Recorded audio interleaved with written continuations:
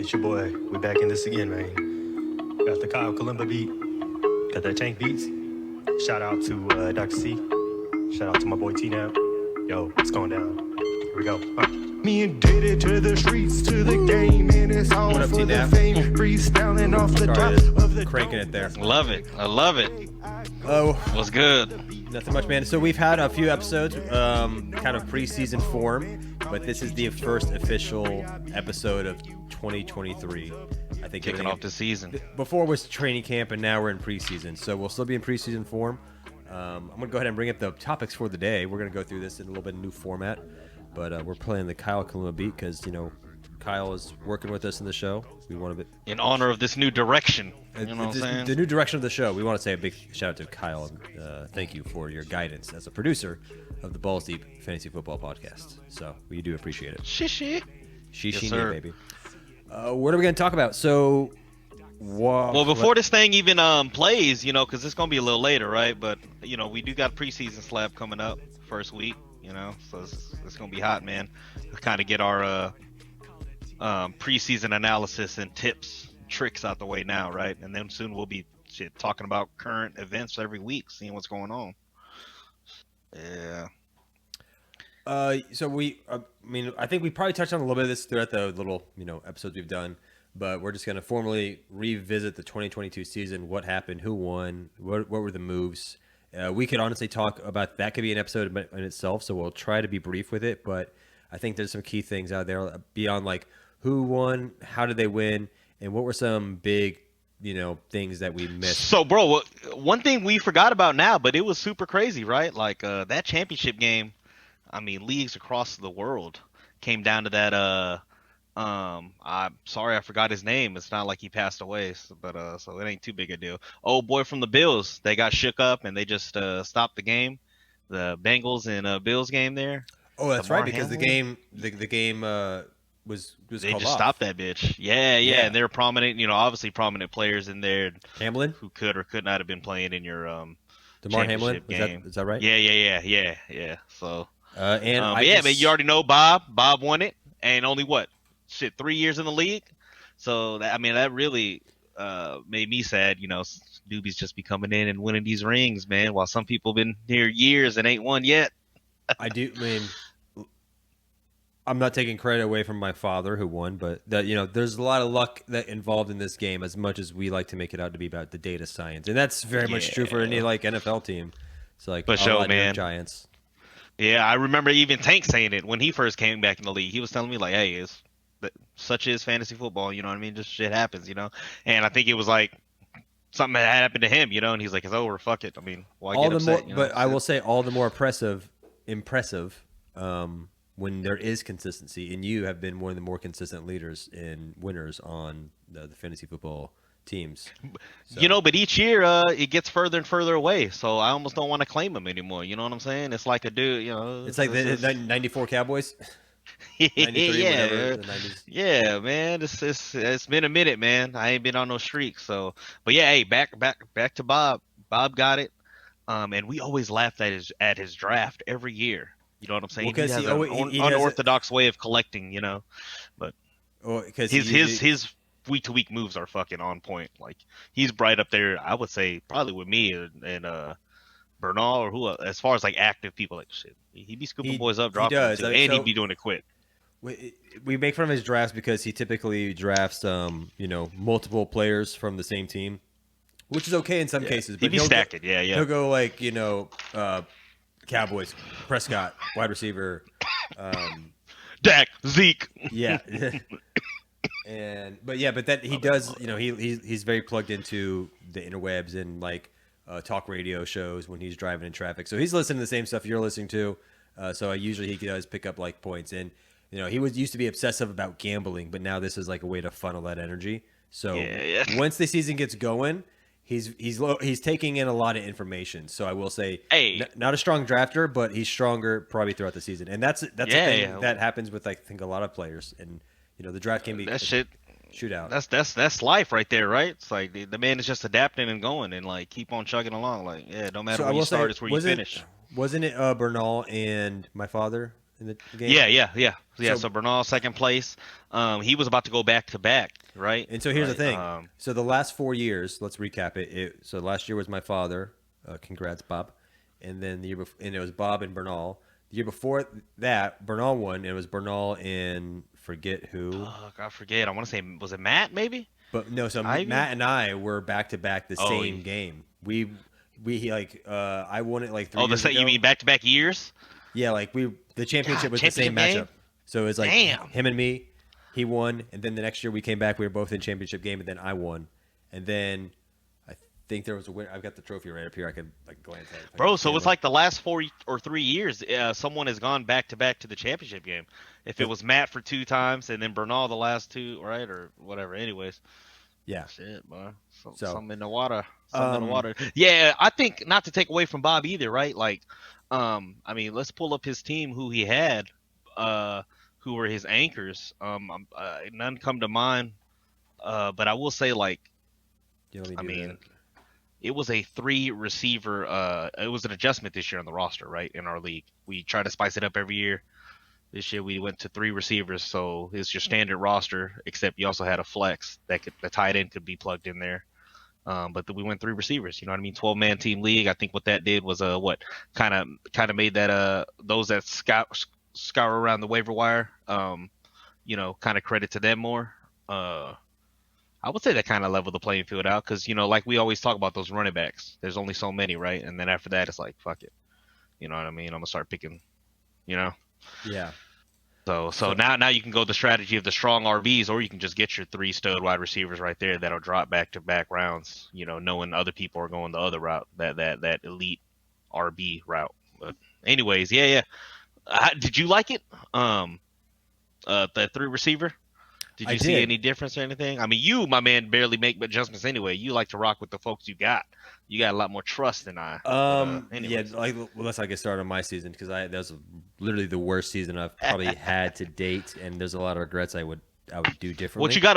You So, got a squad? That's a championship game, huh? This is the championship game, week 17. So he's the American ball buster. He rocked with Prescott, Austin Eckler, Haskins, Lockett. So I mean, like, he had a really strong game from Eckler, 32 points. CeeDee Lamb, 21 points. So he has CeeDee Lamb, Dak Prescott. Metcalf got him 1 point.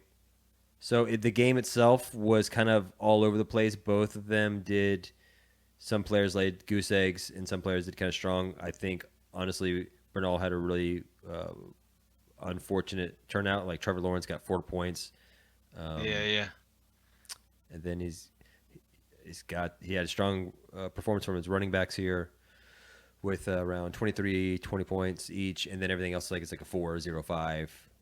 Schultz, tight end, who's now with Houston, 24. That's going to be a hot probably pick, I am going to imagine, for I would say that's almost a sleeper because I guess not a sleeper, but what I'm saying is I would reach for that motherfucker. But Yeah, because, I mean, not a, Travis Kelce kind of household name, and then also on a new team with a new quarterback and a rookie quarterback, so there's going to be a lot of, apprehension there.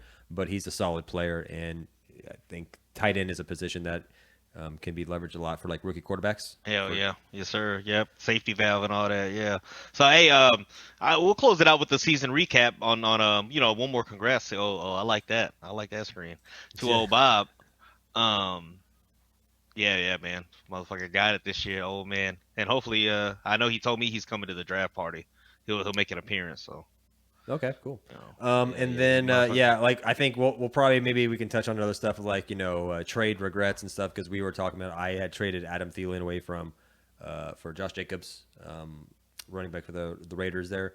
And oh shit, I forgot about that. Yeah. And I'll touch a little bit on that because I did review that. I was like, I want to hear that because that's relative. Everybody's made a bad trade. So do you remember what part of the season it was first? Is going to be It was very early. It was early. So I basically walked out of the draft with very little depth in my wide receiver, and we had just expanded to the 3 wide receivers. So wide receivers were just gone, and I made the mistake of going for the household name that we talk about never doing. And this is why I'm going, and I am currently working on a little project where I'm looking at the shelf life of certain fantasy players and positions. Yeah. Because I drafted Dalvin Cook, terrible season last year, and I actually drafted him, and I could have gotten Austin Eckler, but I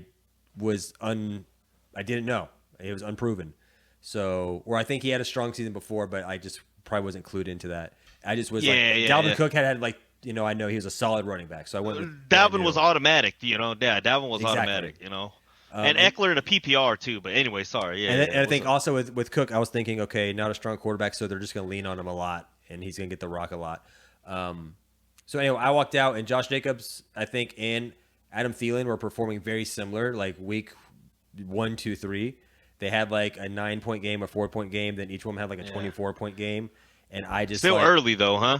But you just said fuck it. You did a T-nap, man. I did. I literally took a page from your book. I was like, let me be a little aggressive here versus sitting on my team all season and waiting to make a move. So I tried to do something different, and it backfired because Adam Thielen went on to do like 4, 3, 2, 0, 5, 6, and then a 1 and now and then 20-point game. But I had it pulled up before, but his projections, the projections were kind of thinking the same thing. They had the projections had him going 20, 30, 20, 30 like years past. And so it was just like, you're going to have an unlucky season, and is it shelf life, or is it like degradation of a player, or like just the whole team had a bad season? That's going to happen. Yeah. So I just like kind of, usually when you want to win a championship, you have to hit on a lot of lucky streaks. I hit on like all unlucky streaks. And so even when we talk about keeper later on, I might as well get like it was just an all around bad season, like you said. Yeah, and it happens. It was just one of those years, brother.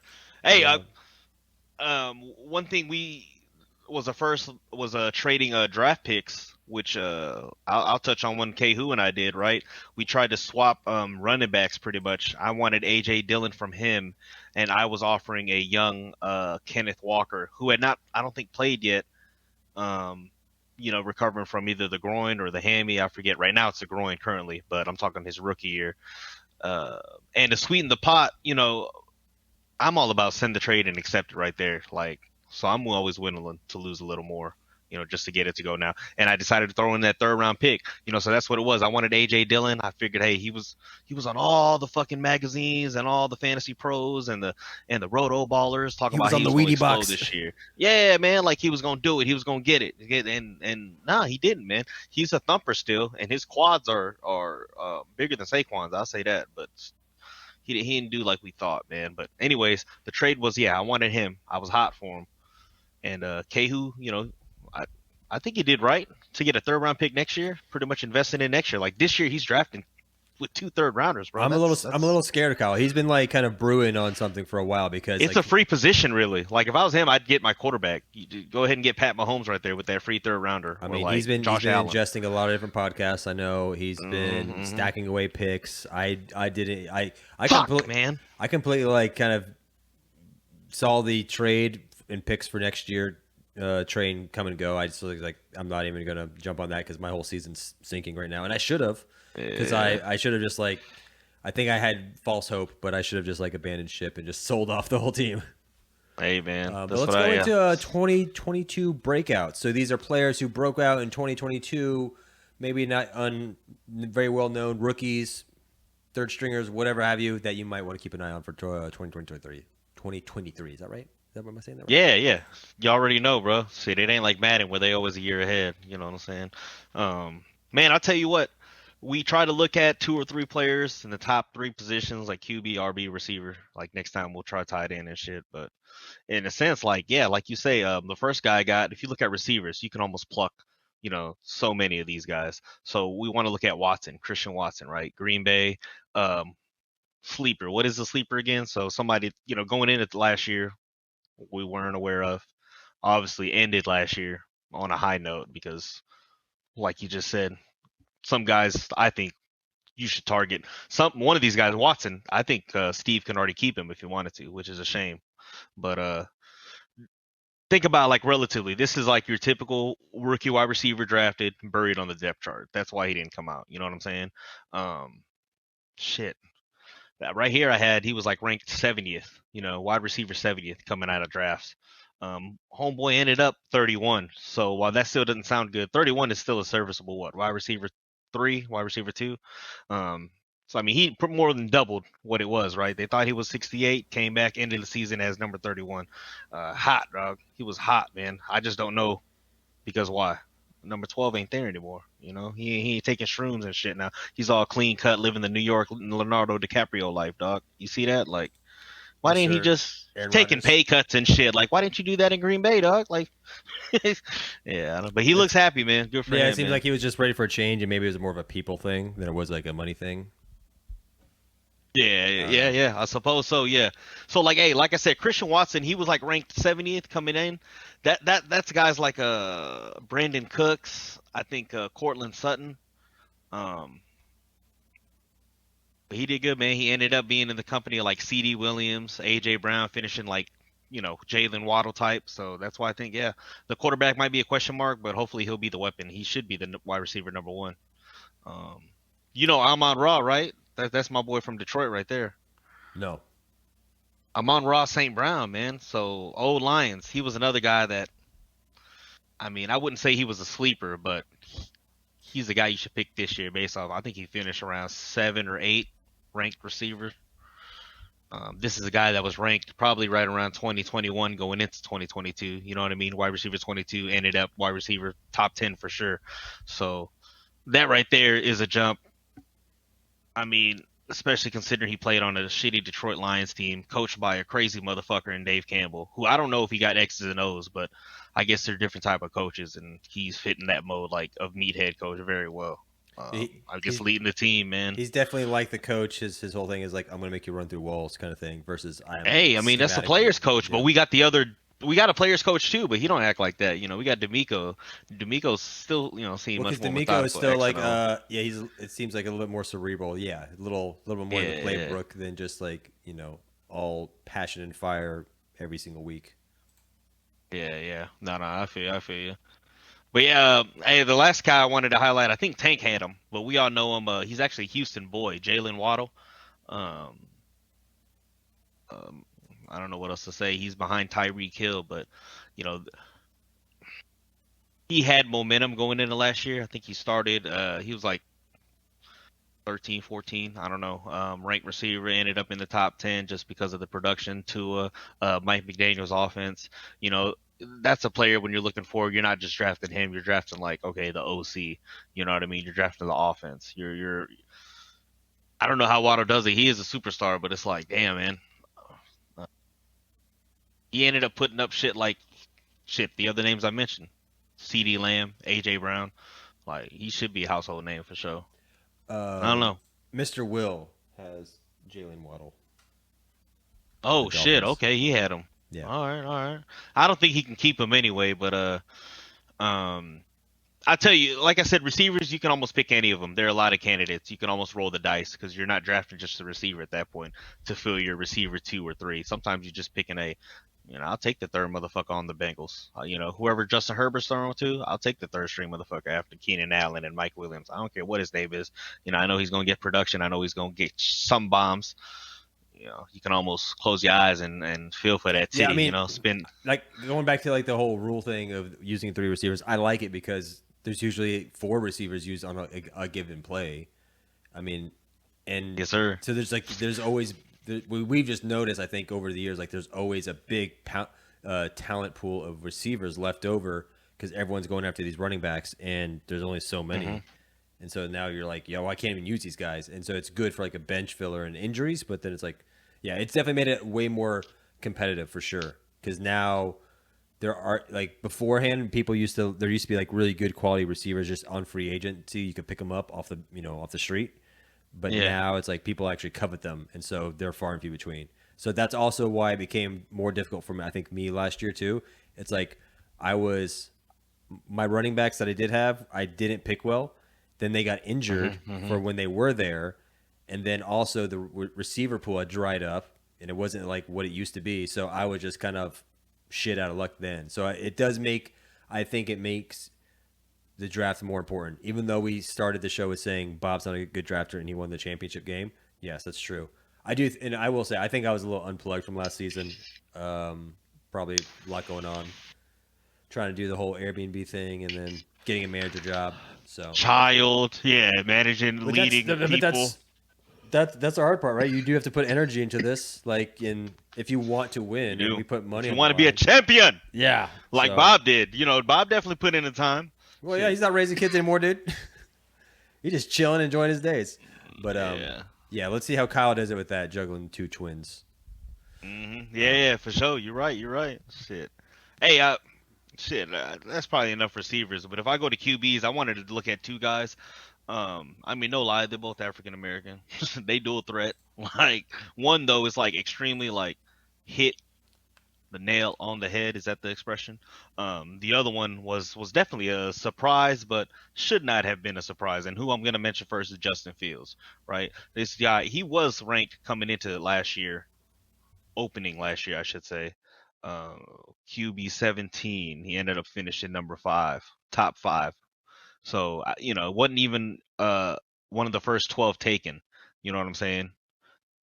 Ended up 4 or 5. Of course, that dual threat ability. I think I had him for a little bit because I had Lamar Jackson. I might have had to drop him for a roster spot, and that was probably the biggest mistake because yeah, man, he was winning people games last year. Obviously, that dual threat ability, I just think he's gonna break, man. I think the trash around Chicago, there's no help and whatnot. So, what's gonna happen? I believe DJ Moore. People are excited about it. DJ Moore, but you know, the next guy though is Jalen Hurts, another Houston boy. I love how we calling out Jalen Waddle now. Hurts, all these Houston, like they played their prep ball in Houston. That's good, man. And as far as Hurts, that's another one of those scenarios like, bro, you're drafting the player, you drafting the fucking team. You know what I mean? Think about the Eagles, right? Super Bowl champs, runner-ups. My bad. You got the O line, right?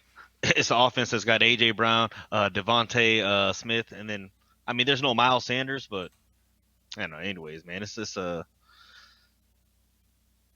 I don't know what the numbers were on Hurts, but I know he was drafted. He was probably taken pretty high as a dual threat QB, but he finished 2 or 3 damn near in every league. He had a hot November, December, and that's how they ended up almost Super Bowl champs. I saw a tweet, or I should say, I saw a post on X.com now.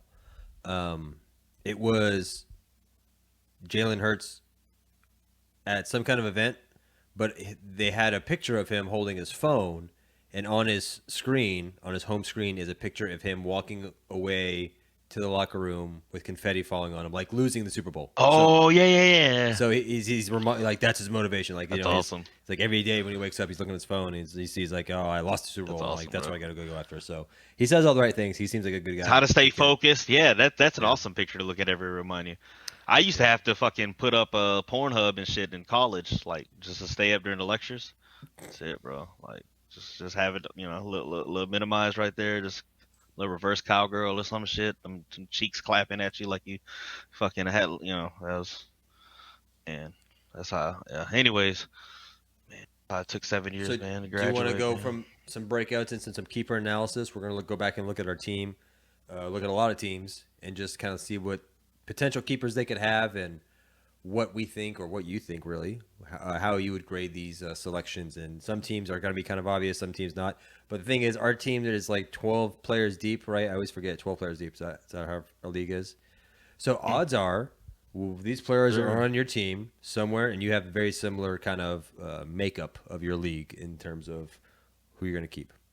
So remind the audience here, how does our keeper rules work? It's anyone after 7th and thereafter, right? 7th round and after, or is it 8th? Yeah, for sure. Okay. Yeah. So starting in the 7th round, you can keep the player. They're eligible to be kept the following year. So the first 6 rounds, if you draft whoever you draft in the first 6 rounds, just clear that off the the pool, and everyone else is fair game pretty much, because free agents you pick up throughout the season, anything up to weeks 17, 18, you straight, you can keep them. So, but yeah. So that's what 7 times 12 is that 80, 84. So starting 85th pick and on is potential keeper pretty much. Yeah. But, so you can obviously in our rules, like you have to take a keeper. So it kind of sucks to, like, when you're have a season like mine where it's like you just don't really have a good vibe or any team. So like I'll take a keeper, then I'll probably just drop them and go on. But ideally, the scenario is you maybe invest in a rookie that might have a partial role 1 year and then be a more prominent role the next year. Or, you could just maybe ride the hot hand if you had a good defense, and it's the same thing. So some guys do that. But I'll pull up Yeah, the yeah. list I mean, here. off of what you said, bro. Yeah, off of what you said, I pretty much checked each squad out, and like I said, maybe your team, yeah, like you were saying, um, your team's probably in the same or similar situation or had this kind of roster makeup or build.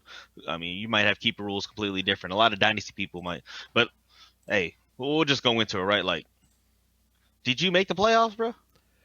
I did. Wait, Okay. let's see. Yeah, so your keepers, it doesn't mean your team was bad. You might have just been top heavy because I also think I you and hobbled my Bernal. way in. Yeah, I'm gonna Did lump I? y'all two together here. You and Bernal don't really have a nice set of keepers. But I mean, Bernal made it to the championship game, so it's not saying that just because you don't have these keepers, it's just almost luck of the draw, right? Bernal he could keep Trevor Lawrence. That's a decent keeper. You know what I mean? Outside of that, I didn't really have anyone for him. Maybe Hayden Hurst, who's going to Carolina. It's worth mentioning Bryce Young's his new quarterback, so there goes your safety valve of a young QB. Theory could be tested there if you'd like. Um, and then you got Boyd, Tyler Boyd, Cincinnati, a wide receiver 3, right behind T Higgins, behind Jamar Chase. That's that theory of chase the good offense, chase the good quarterback. I don't give a damn what the name says for wide receiver 3. I'm gonna take him. That's a good way to test that theory right there. You also got Kirk Cousins, so I don't know, man, why people hate on Cousins. What you think? I mean, he's in the Netflix show, but I ain't seen it yet. Sorry, I was probably just like staring down my camera. I was looking on Oh the yeah, screen. yeah, I was looking at the yeah. overall teams of players. Kirk Cousins, probably because he's nerdy and shit. He's not a fun guy to like, and he comes from his origin story of backing up Robert Griffin III, who's no longer in the league anymore, which is funny. But yeah, I think he's just like one of those things. It's fun to hate on Kirk Cousins, but dude's still getting paid. He's still starter in the league, and they're say what you want to, but either way, he has good Hey, games. He's not like an elite quarterback, but serviceable. yeah. You were No, gonna no, say? no. No, I was saying absolutely, bro. Shit. I was gonna go to I lumped these 3 boys together. You got Tank, Kehu, and then the Ivy, younger Ivy, bro, Matt. Um, if you look at Tank's roster, bro, he could keep a couple people, man. So I this like is what Singletary out of Houston. this is exactly what me and Kyle were talking about the other day. Tank has probably the biggest selection of possible Oh yeah. keepers. He's Oh yeah. So Singletary, Fournette, Wilson, Pierce, Ingram. Although Evan Ingram, I've had him, and did he do well last season? I'd have to look at that because he came hot at the end of the season. He was part of their big playoff push. He was scoring touchdowns. So yeah, absolutely, man. Compared to that letdown over when he was wearing blue. Yeah, you're right though.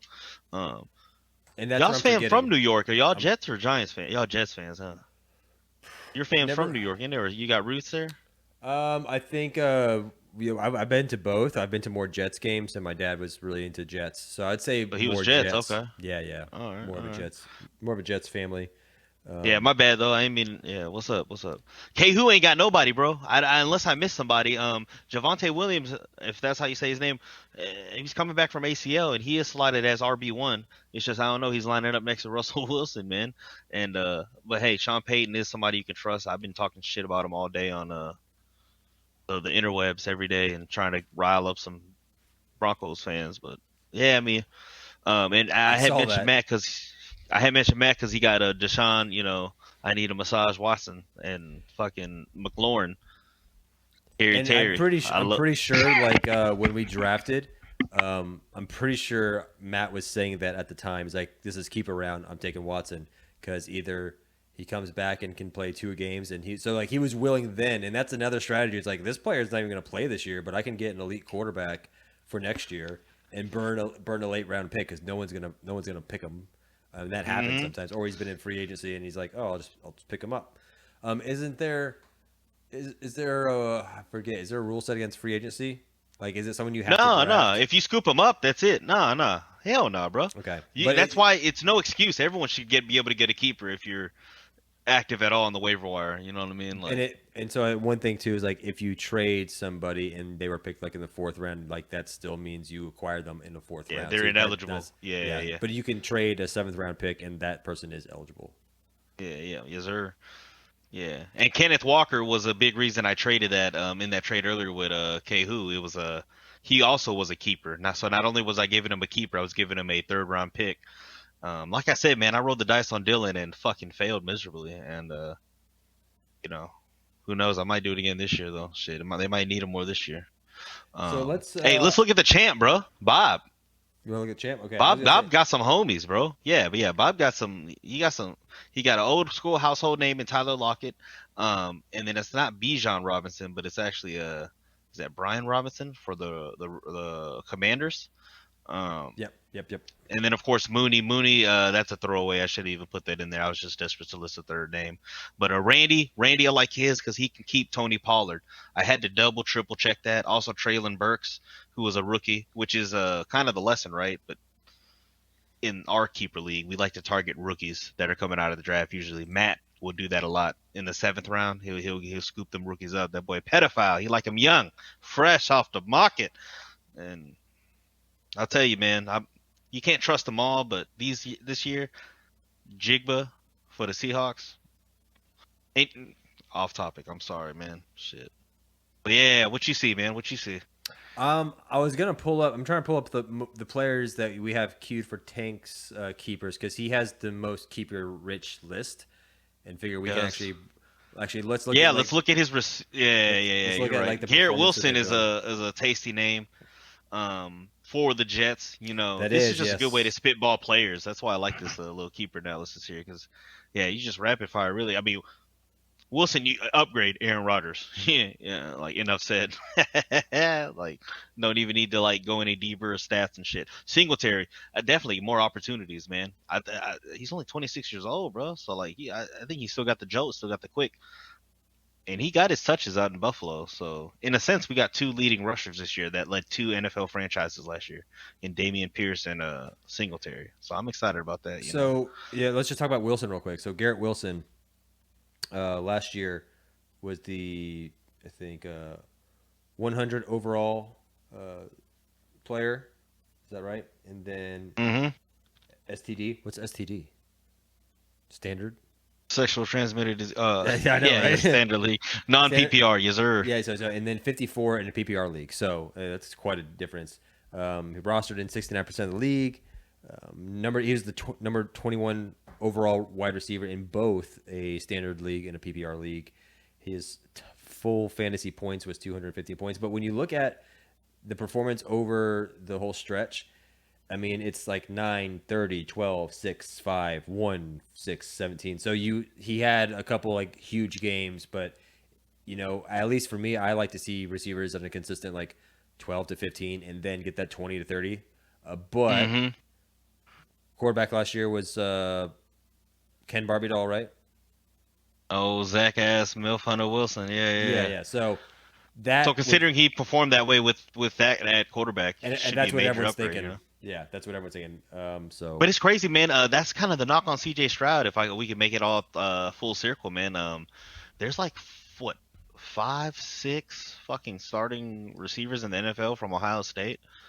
When you go through the whole NFL, it's like, and all those CJ Stroud was throwing in the football, dog. Right? Yeah, you've mentioned this. Yeah, man, it's like damn. But hey, fuck it.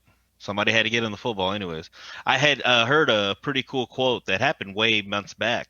I mean, this is the number 2 overall pick. You know what I mean?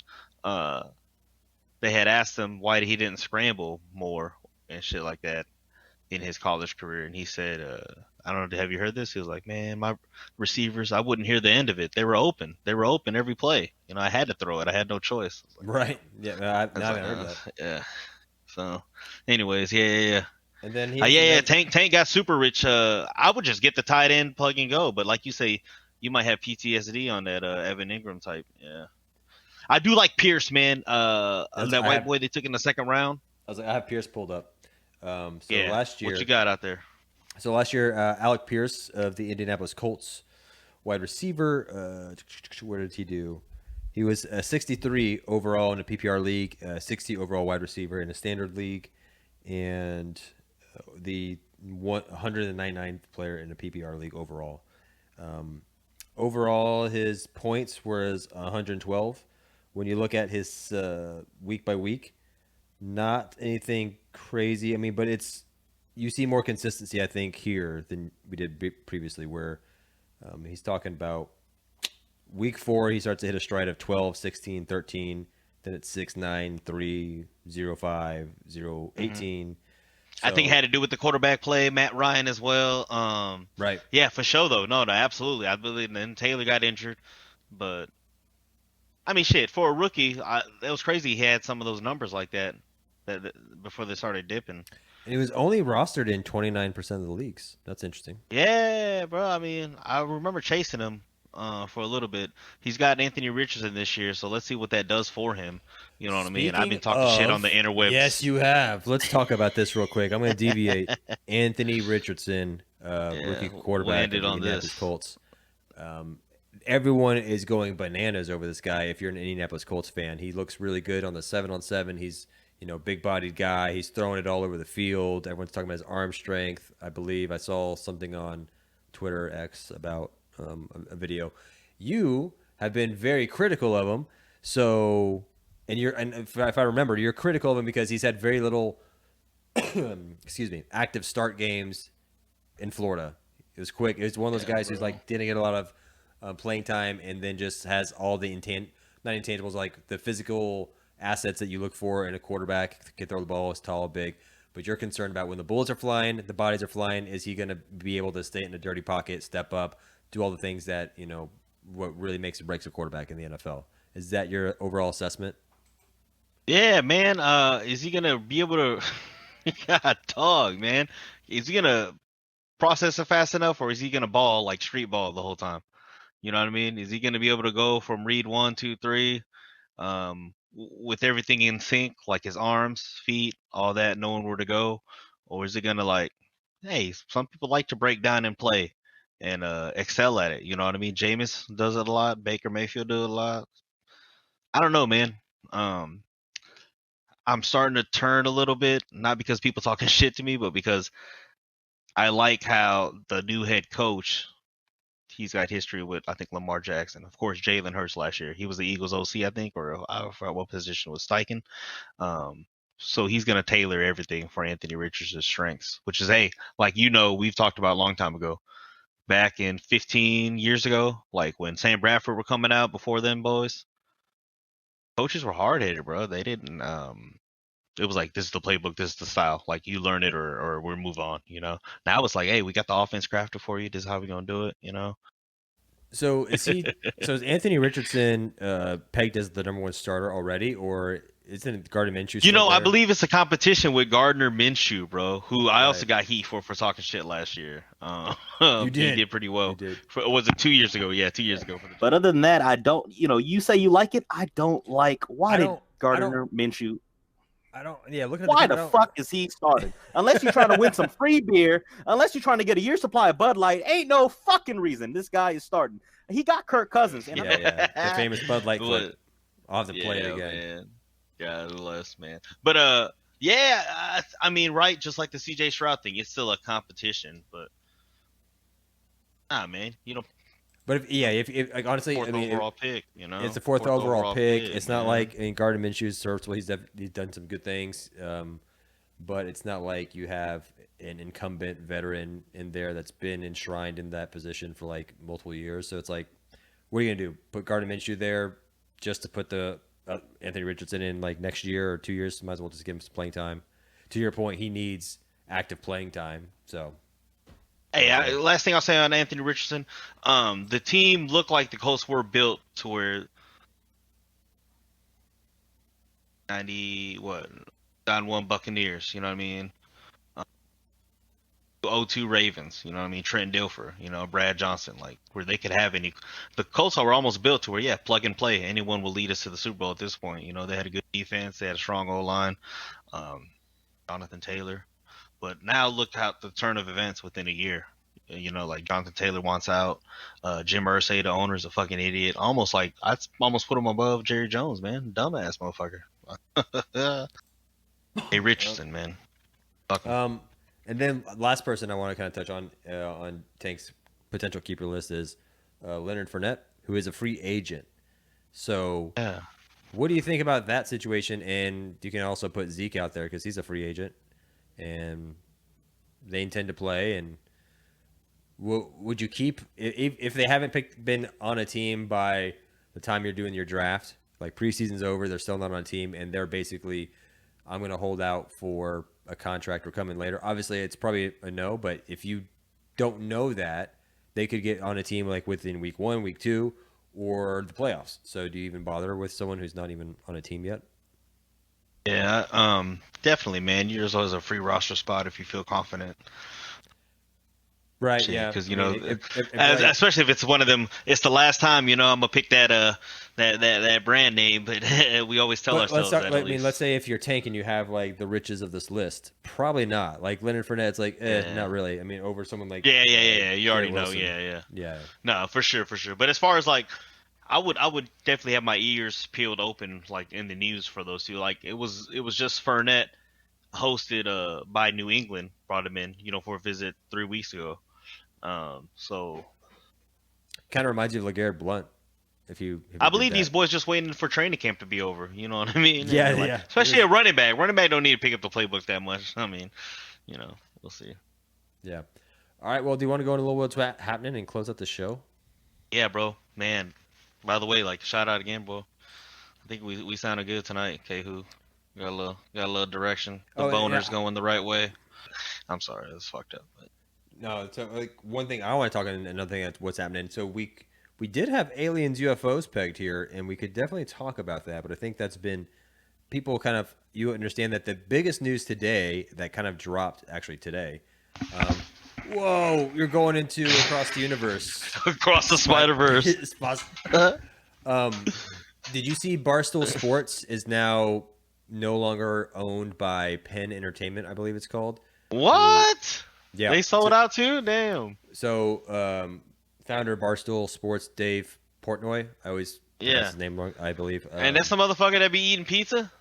Yeah, and honestly, like you could honestly say a lot of the sports podcasts now today are kind of very Barstool Sports has inspired a lot of people. Probably, part of us wishes we were Barstool Sports. Oh, but, hell yeah. You got the Pat McAfee show that has a very similar kind of vibe and not as hardcore. But anyway, Portnoy came on and said he bought Barstool Sports back from Penn Entertainment.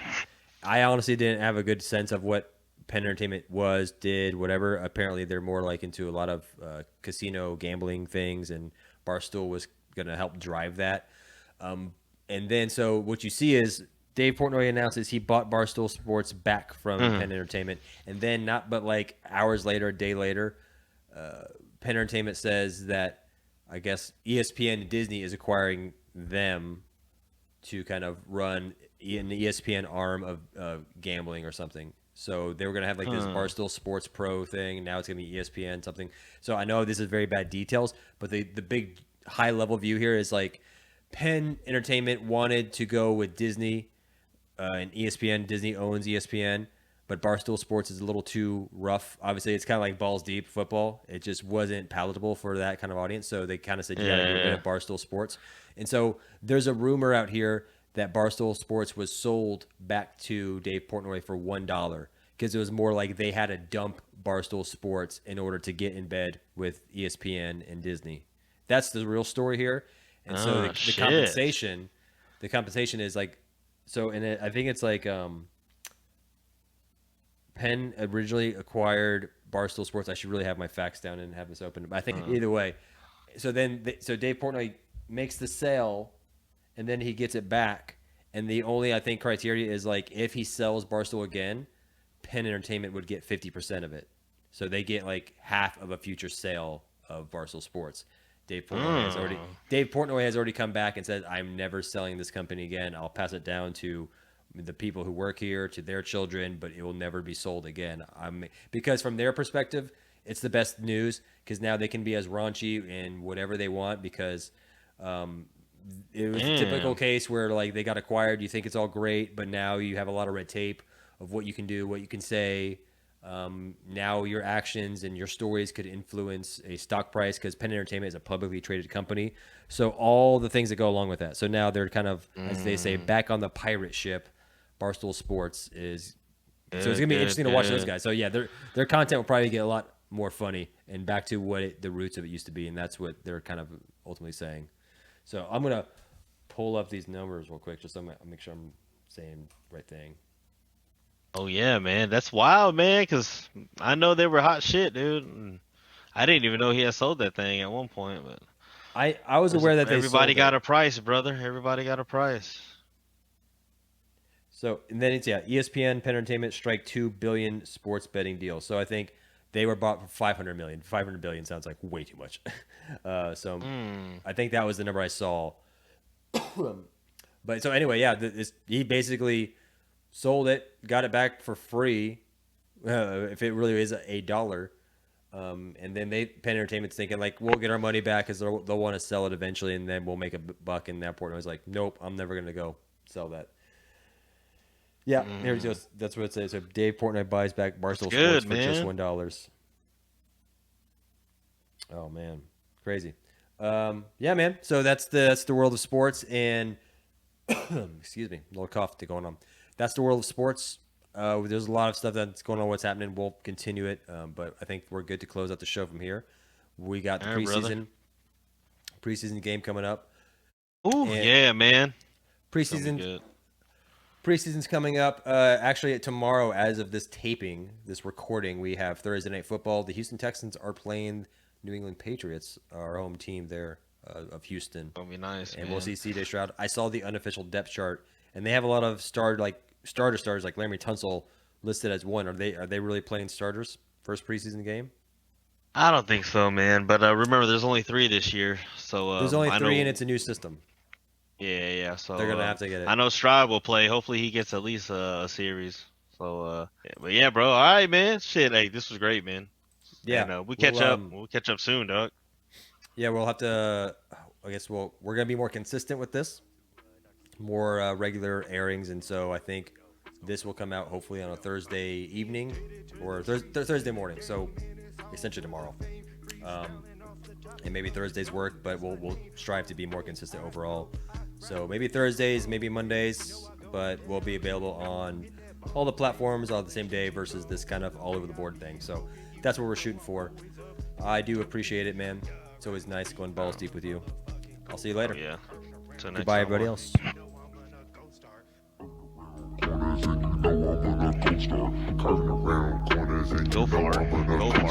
far. Go far. When I see your face, cause you smell like shit, bitch, you a disgrace. Been chillin', been killing the game. Folks coming up that they